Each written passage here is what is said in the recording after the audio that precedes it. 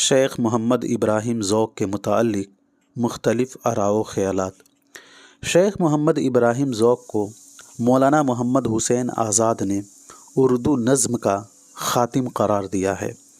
شیخ محمد ابراہیم ذوق کو مولانا محمد حسین آزاد نے اردو نظم کا خاتم قرار دیا ہے۔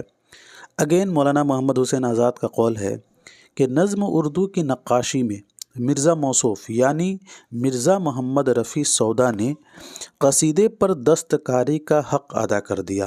ان کے بعد شیخ مرحوم یعنی شیخ محمد ابراہیم ذوق کے سوا کسی نے اس پر قلم نہیں اٹھایا، اور انہوں نے مرقع کو ایسی اونچی محراب پر سجایا کہ جہاں کسی کا ہاتھ نہیں پہنچا، بقول مولانا محمد حسین آزاد۔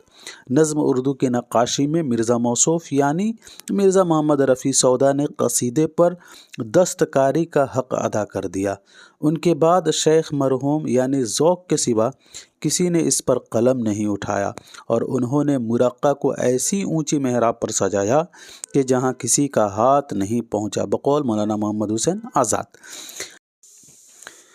بقول مولانا محمد حسین آزاد، انوری، ظہیر، ظہوری، نظیری، عرفی فارسی آسمان پر بجلی ہو کر چمکتے ہیں، لیکن ان کے قصیدوں نے اپنی کڑک دمک سے ہندی کی زمین کو آسمان کر دکھایا، بقول مولانا محمد حسین آزاد۔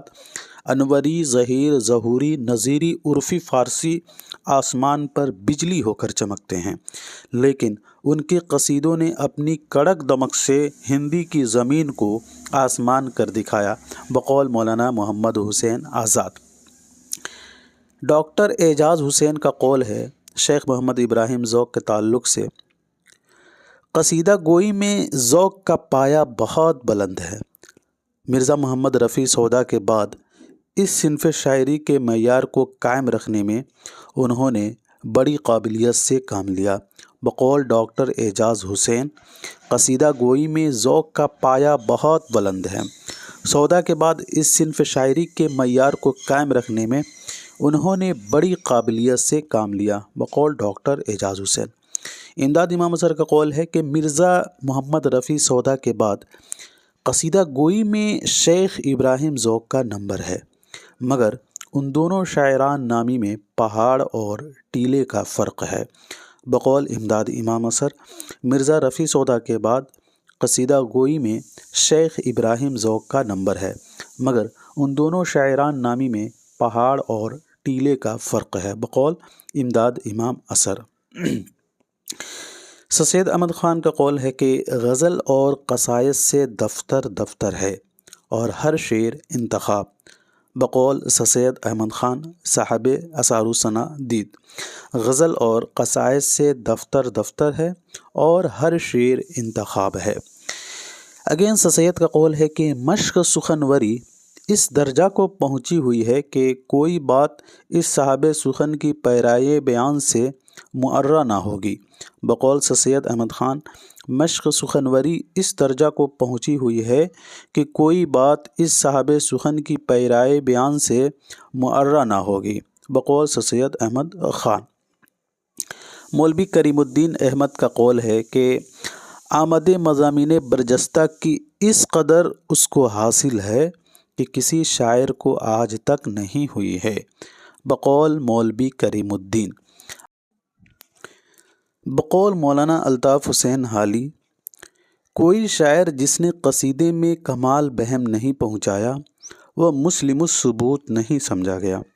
خود مرزا غالب کا قول تھا کہ جو قصیدہ نہیں لکھ سکتا اس کو شعراء میں شمار نہیں کرنا چاہیے، اور اس بنا پر شیخ محمد ابراہیم ذوق کو پورا شاعر اور شاہ نصیر کو ادھورا شاعر جانتے تھے، بقول مولانا الطاف حسین حالی۔ کوئی شاعر جس نے قصیدے میں کمال بہم نہیں پہنچایا وہ مسلم الثبوت نہیں سمجھا گیا۔ خود مرزا غالب کا قول تھا کہ جو قصیدہ نہیں لکھ سکتا اس کو شعراء میں شمار نہیں کرنا چاہیے، اور اس بنا پر وہ شیخ محمد ابراہیم ذوق کو پورا شاعر اور شاہ نصیر کو ادھورا شاعر جانتے تھے، بقول مولانا الطاف حسین حالی۔ امام بخش صہبائی کا قول ہے کہ اس زمانے میں خصوصاً دہلی میں کوئی ان کے مقابلہ کا نہیں ہے۔ اکثر مشاعروں میں اس کی آتش زبانی کے آگے دوسرے شعراء مثل خس و خاشاک کے جلتے ہیں، اور اس کے الفاظ برجستہ کے رشک سے جبکہ وہ محفل مشاعرہ میں غزل پڑھتا ہے شرمندہ ہو کر بےتابانہ کف افسوس ملتے ہیں، بقول امام بخش صہبائی۔ اس زمانہ میں خصوصاً دہلی میں کوئی ان کے مقابلہ کا نہیں ہے۔ اکثر مشاعروں میں اس کی آتش زبانی کے آگے دوسرے شعراء مثل خس و خاشاک کے جلتے ہیں، اور اس کے الفاظ برجستہ کے رشک سے جبکہ وہ محفل مشاعرہ میں غزل پڑھتا ہے شرمندہ ہو کر بےتابانہ کف افسوس ملتے ہیں، بقول امام بخش صہبائی۔ سر سید احمد خان کا قول ہے کہ اس قدر جامعیت کے فصاحت عبارت اور متانت ترکیب اور تازگی طرز ادا اور جدت معانی اور غرابت تشبیہ اور حسن استعارہ اور خوش اسلوبی کنایا اور لطف تلمی اور پاکی الفاظ اور تنگ ورزی کلمات اور پست قافیہ اور نشست ردیف اور نظم و نسق کلام اور حسن آغاز و انجام ایک جائے میں جمع ہے، بقول سر سید احمد خان۔ مولانا محمد حسین آزاد نے ذوق کے متعلق لکھا ہے کہ ملک الشعراء کا سکہ ان کے نام سے موضوع ہوا، اور اس کے طغرائے شاہی میں یہ نقش ہوا کہ اس پر نظم اردو کا خاتمہ کیا گیا، چنانچہ اب ہرگز امید نہیں کہ ایسا قادر الکلام پھر ہندوستان میں پیدا ہوگا، بقول مولانا محمد حسین آزاد۔ مولانا محمد حسین آزاد نے ذوق کے متعلق لکھا ہے کہ رنگ سانولا چیچک کے داغ بہت تھے، کہتے تھے کہ 9 دفعہ چیچک نکلی تھی، مگر رنگت اور داغ کچھ ایسے مناسب اور موزوں واقع ہوئے تھے کہ چمکتے تھے اور بھلے معلوم ہوتے تھے، بقول مولانا محمد حسین آزاد۔